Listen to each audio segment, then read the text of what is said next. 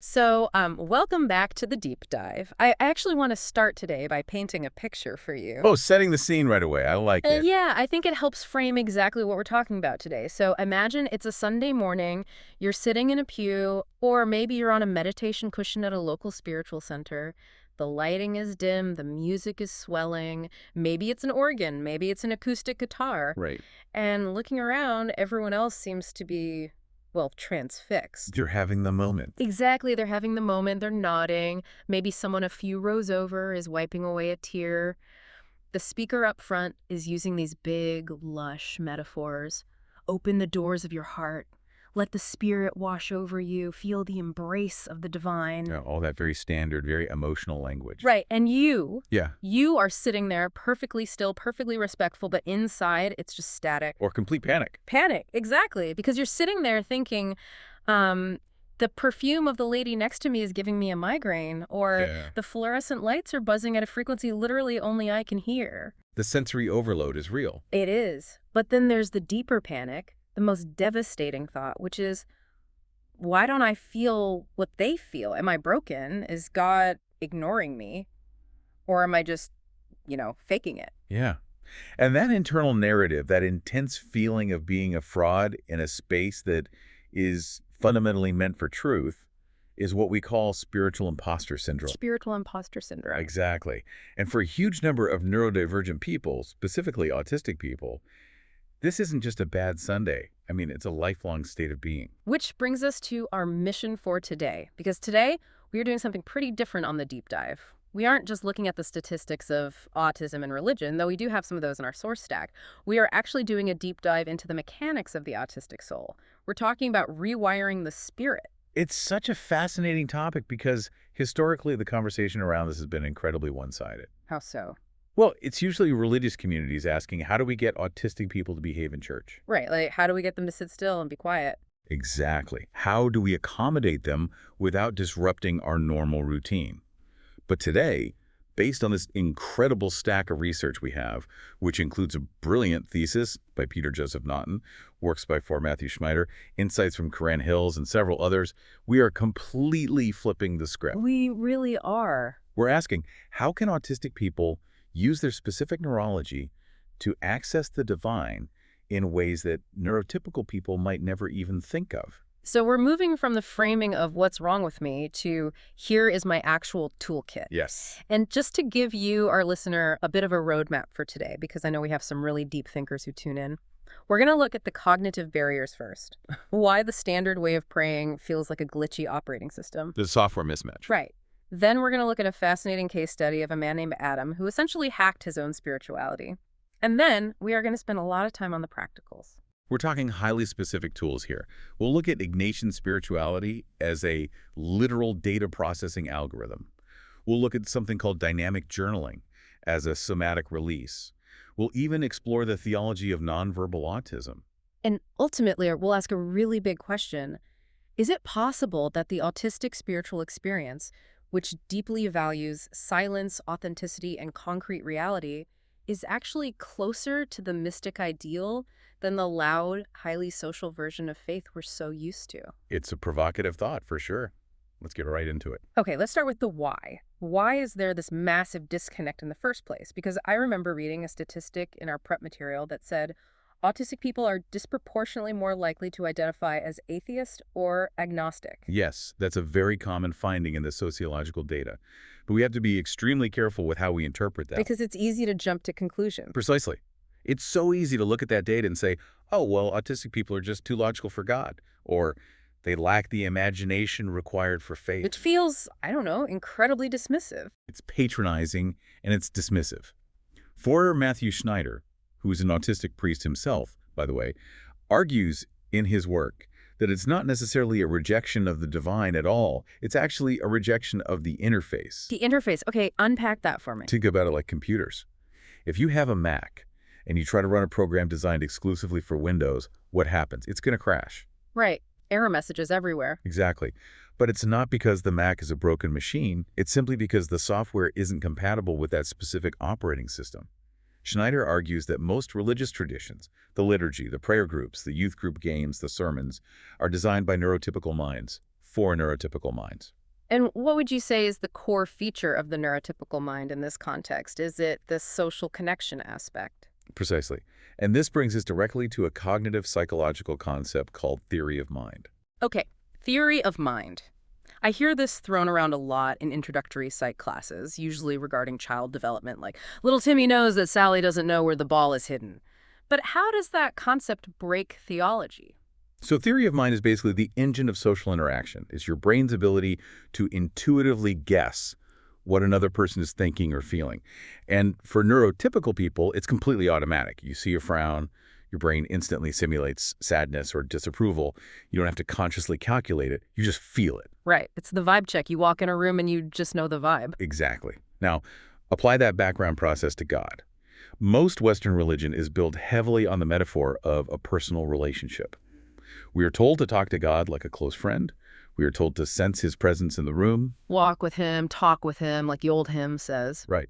And for a neurotypical brain, that social hardware activates almost instantly. They project a mind onto God. They simulate an unseen listener. They literally feel a relationship because their brain is physically wired to feel relationships with people. But for an autistic brain, For many autistic people, theory of mind is manual, not automatic. It's not a quiet background process. It's a high-intensity, active calculation. They have to intellectually decode the inputs. Okay, he's frowning. His voice is raised. That means X. It is exhausting, conscious work. so if a pastor or a spiritual guide says, just sit there, close your eyes, and relate to God, they are effectively asking the autistic person to run a high-intensity social emulation program on a being they can't even see or hear. That is exactly it. While the neurotypical person next to them is resting in this feeling of communion, the autistic person is doing complex mental algebra, trying to figure out what presence is even supposed to feel like. And the result isn't peace, it's cognitive burnout. Complete burnout. And the tragic part is they usually interpret that burnout as, I'm doing it wrong, or worse, God isn't here for me. Wow, that makes so much sense. Shiner calls this the prayer barrier, right? He does. If your primary way of connecting to the world is logical or sensory or concrete, and the church insists, no, you have to connect through this vague, emotional, highly social channel, you're going to hit a massive brick wall. This leads us perfectly to that fascinating metaphor Schneider uses in his writing, the ridge. I'm a big hiker, so this one really clicked for me immediately. It's a fantastic visual image. Yeah. He says, to imagine two hikers starting a trail. The neurotypical hiker starts in this beautiful, green, lush meadow. The path is easy. It's emotional, it's intuitive. They feel God's presence almost immediately. That's the emotional or relational start to the journey. Right. But the autistic hiker, their trailhead is located at the bottom of a steep, rocky, barren ridge. It's not pretty. It's hard work. It's highly intellectual. And usually, well-meaning people tell that hiker, hey, don't climb that rock face. That's overthinking it. You're being too intellectual. Just come through the meadow with us. Which is absolutely terrible advice, Schneider says. Climb the ridge. For the autistic mind, the intellect, the logic, the intense study of theology, the endless questions, the search for the first cause, that actually is the path. You have to climb that steep intellectual hill to get to the view. So the thinking isn't the enemy of the feeling. The thinking is the vehicle to get there. Exactly. If you try to force them to skip the logic just to get to the warm, fuzzy emotion, they'll get absolutely nothing. But if you let the autistic mind analyze, categorize, and completely deconstruct the concept of God, eventually, at the top of that ridge, they often find a view of the divine that is just as breathtaking and profound as the one from the meadow. They just had to take a very different route. That validates so much. It tells people it's completely okay if your prayer looks like a giant logic puzzle. It's okay if your meditation looks like a furious theology debate in your journal. It's not just okay, it's necessary for their spiritual survival. But then, of course, beyond the internal cognitive barrier, there's the other major barrier, the external one, the physical social environment itself. Oh man, the coffee hour. The passing of the peace during the service. The ultimate sensory nightmare. We really have to be honest here. Religion is a highly, highly social activity. Liturgies and worship services are completely full of intense sensory inputs. You've got incense, incredibly loud organs or bands, people constantly trying to touch you, shake your hand, hug you. Turn to your neighbor and tell them. The absolute worst phrase an autistic person can hear on a Sunday morning. Right. And this brings up the very crucial concept of masking. We talk a lot about masking in the workplace, hiding your stims, forcing yourself to make eye contact during meeting. But the sources we reviewed specifically talk about spiritual masking. This is the real root of that imposter syndrome we mentioned at the start. Think about it. If you spend your entire life performing normality just to be accepted by the people around you, you inevitably start performing for God as well. You end up presenting a masked soul. There was that quote in Peter Joseph Naughton's thesis that just completely broke my heart. It was an interviewee asking, which self does God actually love? My masked, highly competent coping self, or my messy, unregulated, unmasked self? It's fundamentally a question of intimacy, and you simply cannot be intimate with the mask. If you feel like you have to sit perfectly still, make reverent eye contact with the altar, and say exactly the right scripted words to be considered good, then you aren't bringing your real self to the divine. You're bringing a carefully constructed character that you created strictly to survive the neurotypical world. So the goal, the real mission of our deep dive today, is to figure out a way to safely drop that mask. And I think that segues perfectly into our next segment. We have a specific case study from the sources, a real-world example of someone who stopped performing and started hacking the system. Yes, let's talk about Adam. So Adam comes directly from Naughton's research. He's described as a high-functioning autistic adult, highly intelligent, very articulate, but spiritually and emotionally he was totally miserable. He was in a really dark place. He suffered from intense daily anxiety, crushing loneliness, and what he described as racing thoughts. His brain just wouldn't turn off. And he tried the traditional socially accepted religious route. He went to church. He genuinely tried to believe the standard doctrines. But the doctrines were, well, they were sticky for him, right? They didn't compute. They were far too abstract. Things like the concept of the Trinity, three distinct persons in one God, or the Incarnation. These are vast historical mysteries that actually require a certain comfort with ambiguity and paradox. And Adam's brain desperately needed concrete, undeniable reality. So he just felt like a massive failure because he couldn't wrap his logical head around the dogma. Correct. He was stuck at the bottom of the ridge. But then Adam did something absolutely brilliant. He essentially stopped trying to be a quote-unquote good Christian in the traditional expected sense, and he started building a DIY spirituality that actually accommodated his specific cognitive needs. I love that. DIY spirituality. What did that actually look like for him in practice? First, he completely bypassed the abstract theology. He stopped worrying about figuring out the Trinity. Instead, he focused his mind on a single, highly concrete image: God as untouchable light. Light. Okay, that's sensory. That's physics. You can visualize that clearly. Exactly. It's real. It didn't require him to manually simulate a complex personality or decode a facial expression.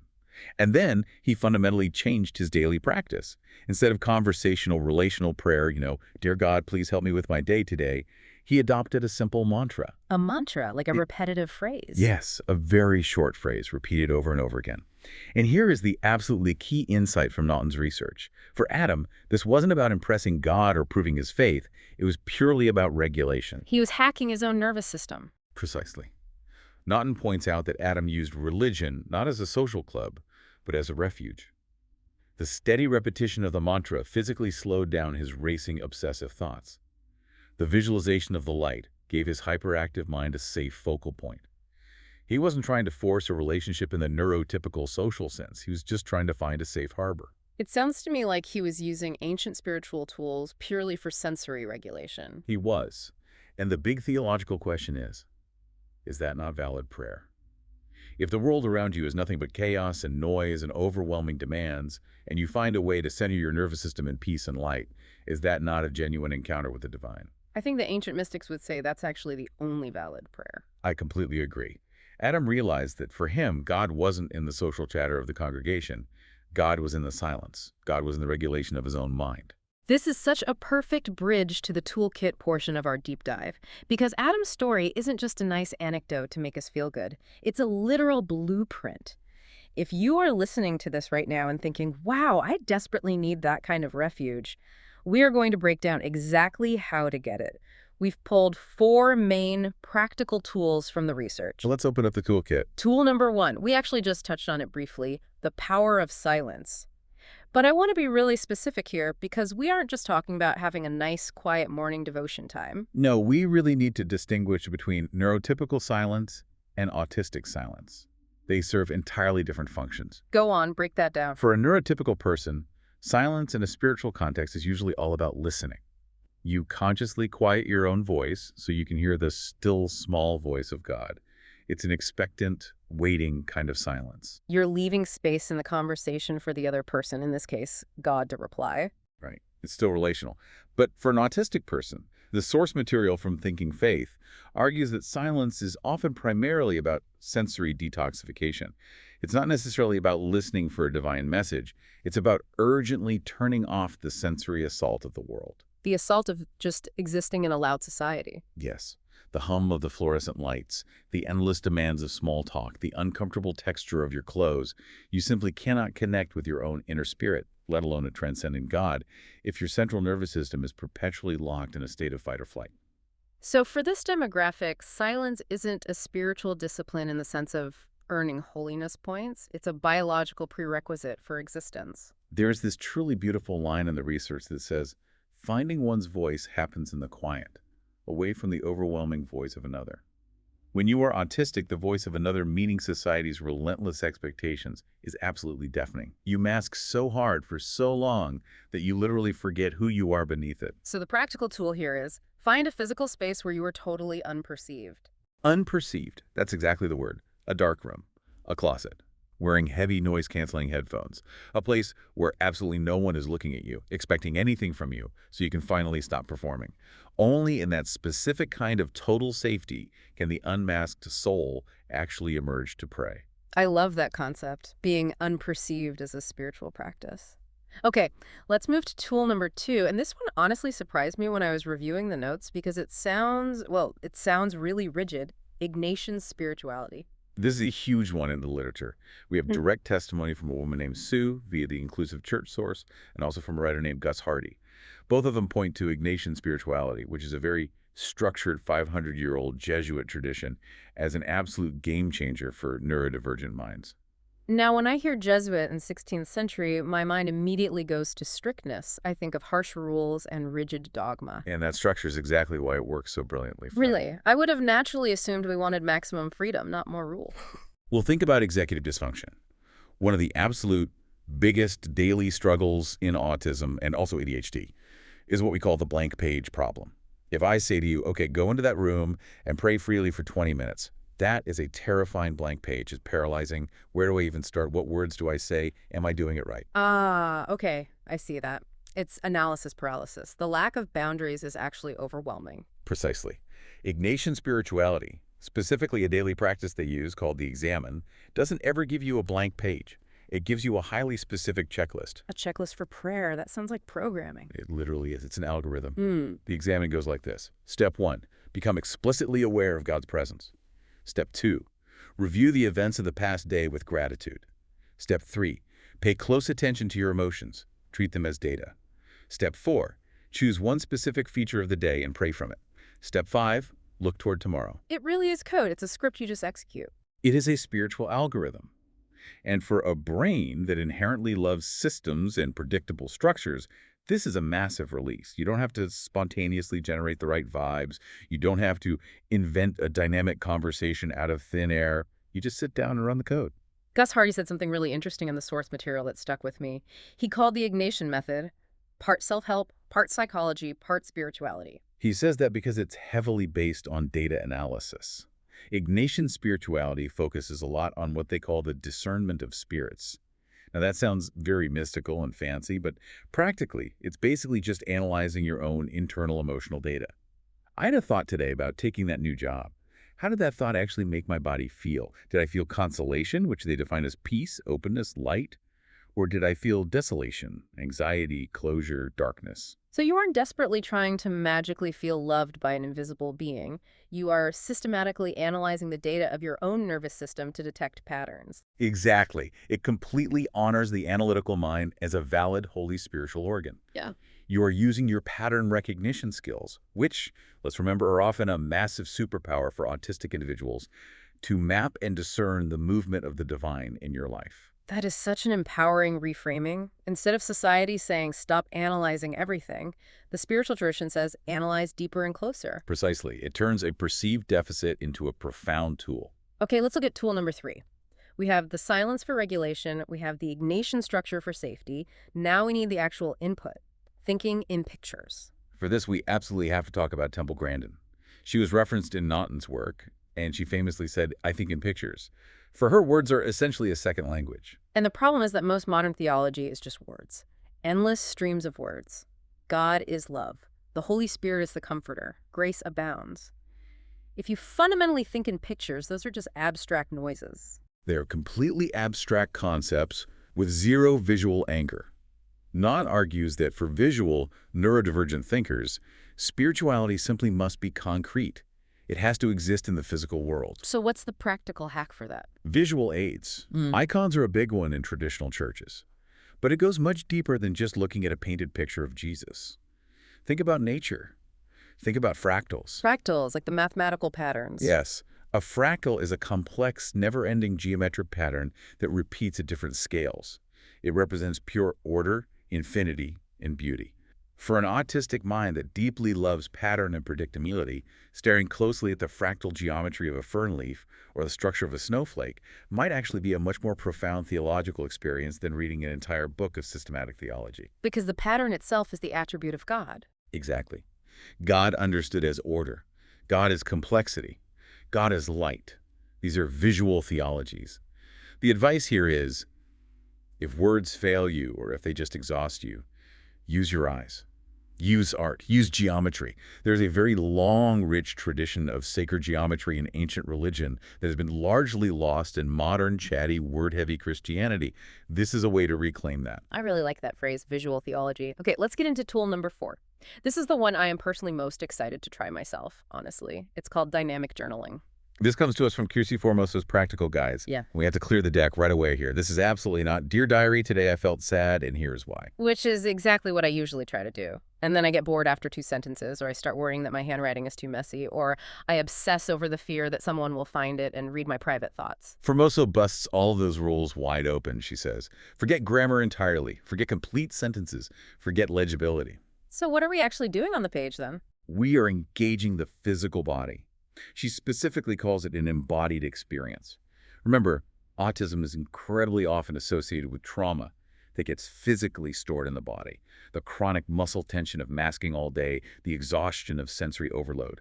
You need a way to get that out, physically, not just intellectually. So we're talking about scribbling. Heavy scribbling, using massive block capital letters, changing the colors of your pens or crayons to match your immediate mood, slashing red for anger, heavy black for depression, bright yellow for hope, drawing sharp, jagged lines all over the text. She even talks in the guide about physically destroying the page. Yes, she encourages it. If you are furiously angry at God, which, by the way, the Psalms tell us is a completely valid form of prayer, write it down, violently scribble over it, rip the page out of the book, and scrunch it up into a ball. The physical act of ripping the paper is the prayer. It totally bypasses the need for polite social communication. You don't have to articulate or explain your anger to the journal. You just do the anger on the paper. And another brilliant thing she suggests is habit stacking.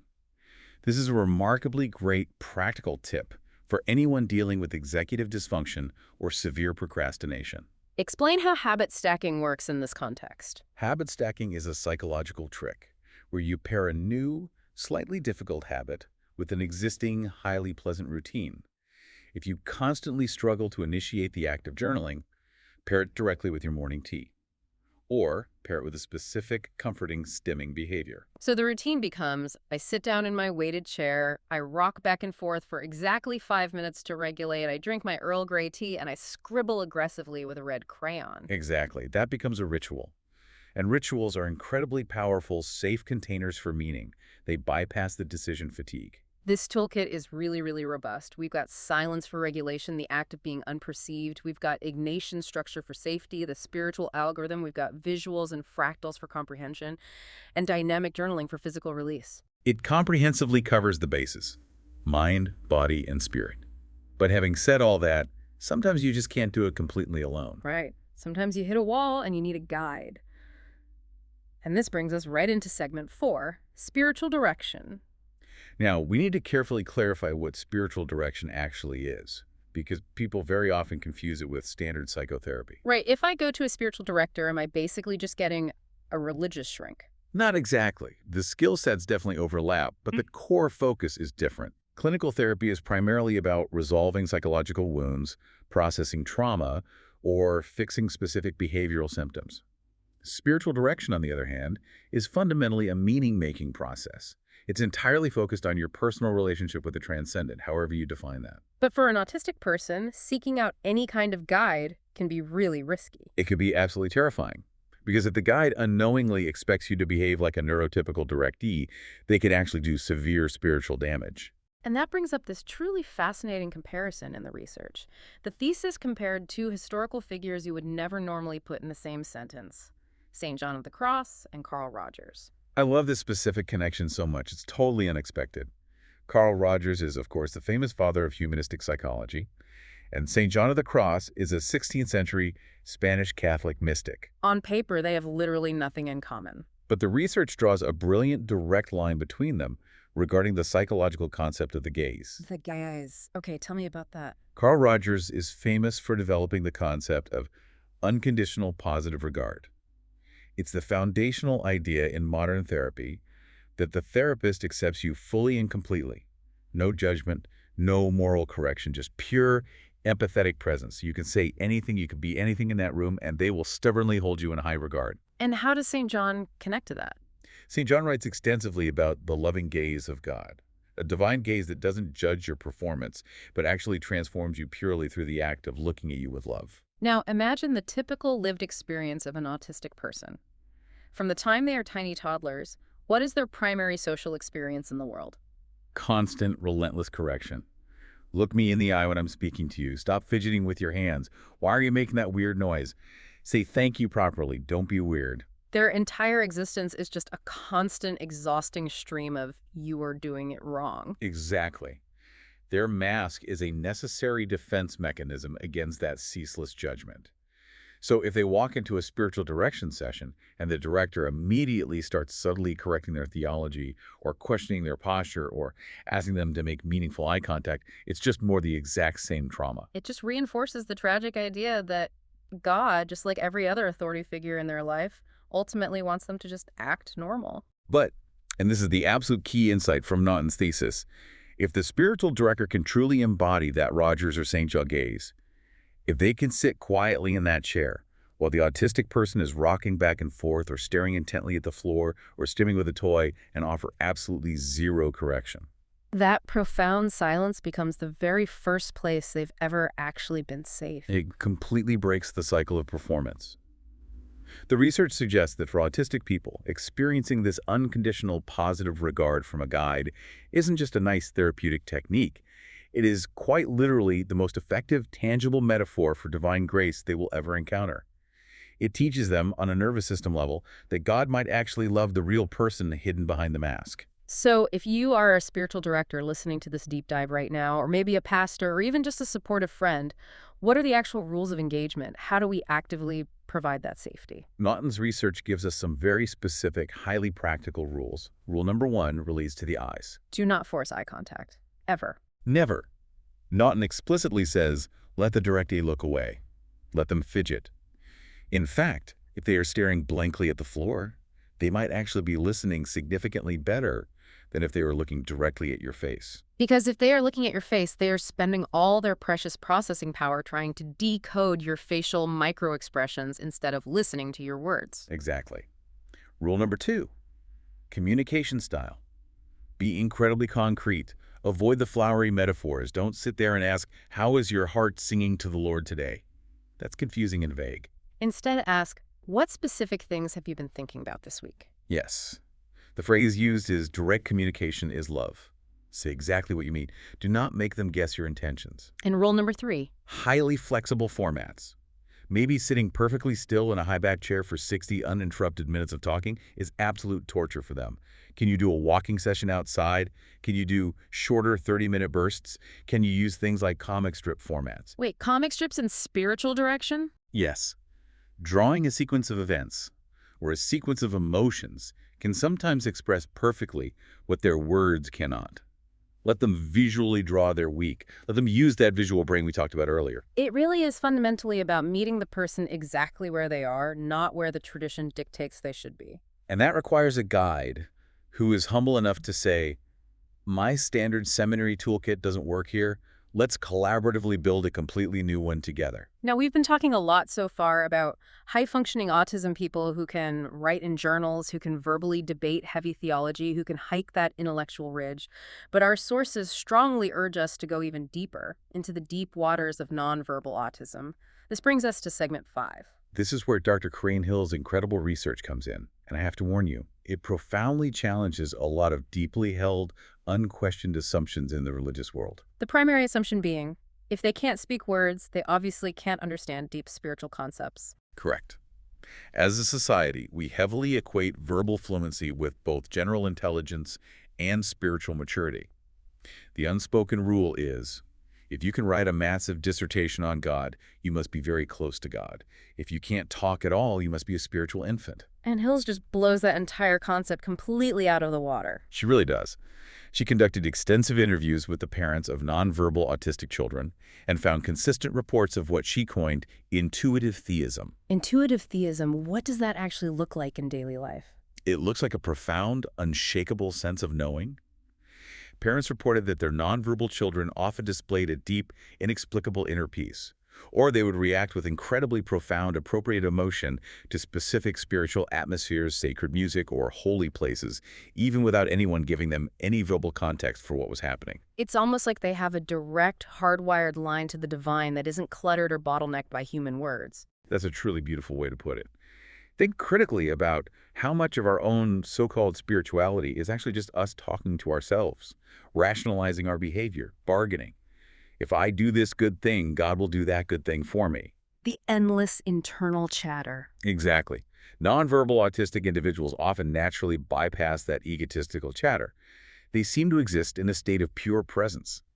Hill suggests that their spirituality is fundamentally about sensing and being, rather than the neurotypical obsession with thinking and doing. This directly forces us to confront what the sources call a theology of disability. Both Naughton and the Autism Consecrated Source discuss this major paradigm shift. Usually, churches operate on the problem of suffering frame. Why did God make me broken? Which is a frankly terrible and damaging frame. Yeah. It inherently assumes the autistic person is a tragic mistake to be pitied. So what is the new frame they propose? The theology of access. The crucial question is no longer, what is wrong with this autistic person? The question becomes, how does the body of Christ fail its own mission if it actively excludes this person? Wow. So the disability isn't actually located inside the person's brain. It's located entirely in the community's stubborn inability to accommodate and include them. Precisely. If the church is only designed for people who can sit perfectly still, tolerate loud music, and make small talk, then the church is the one that is disabled, not the individual. And the Samford source adds another incredibly rich layer here. We so often hear the negative stereotype that autistic people simply lack empathy. Oh, the robot stereotype. Right. It's wildly pervasive in media, and it's completely empirically wrong. The Samford paper discusses the concept of heightened empathy. Right. The working psychological theory now is that many autistic people don't feel too little. They actually feel way too much. They're hyper-empathic. They pick up on the emotional states, the anxieties, and the tensions of others so intensely that it physically overwhelms their nervous system, and they have to shut down externally just to protect themselves. So that blank, flat face we see isn't indifference at all. It's a blast shield. Exactly. It's a blast shield. And this means that spiritually, they are often incredibly sensitive to authenticity. They know instantly when you are faking it. They know when a church community is merely performing love rather than actually loving people. They are the ultimate truth tellers. They are the canaries in the coal mine for any religious group. If an autistic person feels they cannot tolerate your community, it very well might be because your community is fundamentally fake. That is a deeply powerful conviction for any listener involved in community leadership. But I think we have to be responsible here. We've talked enthusiastically about all these tools, the silence, the isolation, hacking the system to suit your needs. But there is a very real trap here, which brings us to segment 6, the warning label. Yes, we need to discuss spiritual bypassing. This comes heavily from the TNKUL source material. What exactly is spiritual bypassing? It's a clinical term originally coined by a psychologist named John Wellwood. It basically means using spiritual ideas or practices to deliberately avoid facing unresolved emotional issues, psychological wounds, or difficult developmental tasks. Can you give me a specific example of how that looks in the autistic context we've been discussing? Okay, let's go back and use our case study, Adam, as a hypothetical. He found profound peace in silence and isolation. It's a very good thing. Yeah. But imagine an autistic person who is deeply, painfully lonely. Maybe they were severely bullied at school, and they are absolutely terrified of social rejection.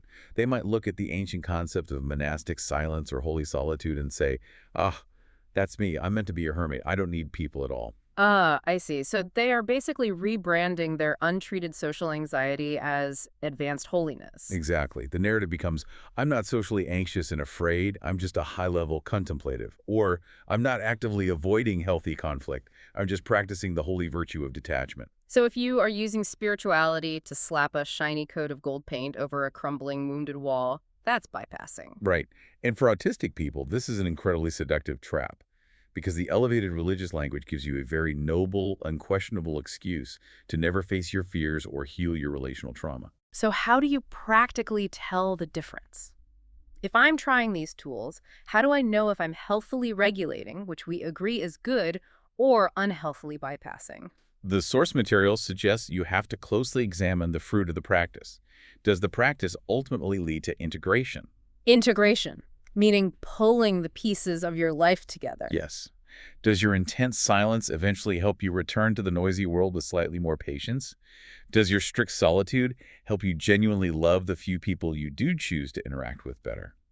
Or does it lead to a brittle defensive separation? Does it make you a more whole human being or just a more perfectly hidden one? Exactly that. And this is precisely why the expert advice across these sources is clear. You need psychological maturity alongside spiritual maturity. Sometimes you don't actually need a prayer guide right now. You desperately need a licensed therapist to deal with the trauma of childhood bullying. And that's completely okay. You can and should do both. You absolutely should do both. Dealing with the psychological trauma clears the heavy debris out of the way so the actual spiritual growth can happen. Do not use God to hide from your therapist. Don't use God to hide from your therapist. That is the bumper sticker right there. It's very good advice for anyone, neurodivergent or not. Honestly, this whole conversation has been quite rewiring for me just talking through it. We've covered a massive amount of ground today. We really have. It's a dense topic. Let's try to bring it all home. We've traveled from the initial isolation of the ridge, that steep, exhausting intellectual climb, through a very practical toolkit of sensory silence, Ignatian structure, visual fractals, and dynamic journaling. We've looked at the crucial importance of a guide who actually understands the neurology and offers unconditional positive regard, and we explored the deep, intuitive waters of nonverbal spirituality. And through all of that, we've moved from viewing autism as a tragic barrier to faith to viewing it as a completely unique, highly vital expression of human meaning-making. And here's the final thought I really want to leave our listeners with today. And it's a bit provocative, but I think it's earned. Go for it. Lay it out. We spend so much time and energy talking about how to kindly accommodate autistic people in our normal spiritual spaces. But I want everyone to genuinely reflect on this. Neurotypical spirituality so often relies heavily on an endless stream of words, on polite social performance, on abstract, flowery metaphors that sound really nice but might not actually mean much in reality. It relies on nervously filling the silence. It's often very noisy. Yeah. And, if we're honest, very performative. Right. But if you look at history, the ultimate contemplative ideal, the exact state of being that mystics, monks, and saints have been desperately chasing for centuries, is what? Absolute silence, brutal authenticity, complete freedom from social posturing, and a direct, unmediated encounter with reality. Exactly. So could it be that the autistic spiritual experience, an experience which naturally prioritizes authenticity over social niceties, silence over nervous chatter, and concrete reality over vague jargon, is actually closer to that great contemplative ideal? That is a deeply profound thought. Perhaps the real disability lies in a modern culture that has completely forgotten how to simply be without constantly performing. Maybe the autistic soul isn't missing the boat at all. Maybe they are already standing at the destination the rest of us are exhausting ourselves trying to hike to. It's definitely something heavy to mull over this week. Indeed it is. To our listener, the learner, we really hope this deep dive and this toolkit gives you some genuine permission today. Permission to build your own ramp. Try just one thing from this list this week. Maybe it's the dynamic journaling, grab a red crayon and violently destroy a page to let out that physical tension. Or maybe it's just taking 5 minutes of completely sensory-safe silence in a dark room where you don't ask the divine for anything at all, but just let your exhausted nervous system rest in the light. Whatever you choose to do, just make sure you do it authentically. No masks required. Thanks for diving deep with us today. We will see you next time. Goodbye, everyone. Take care.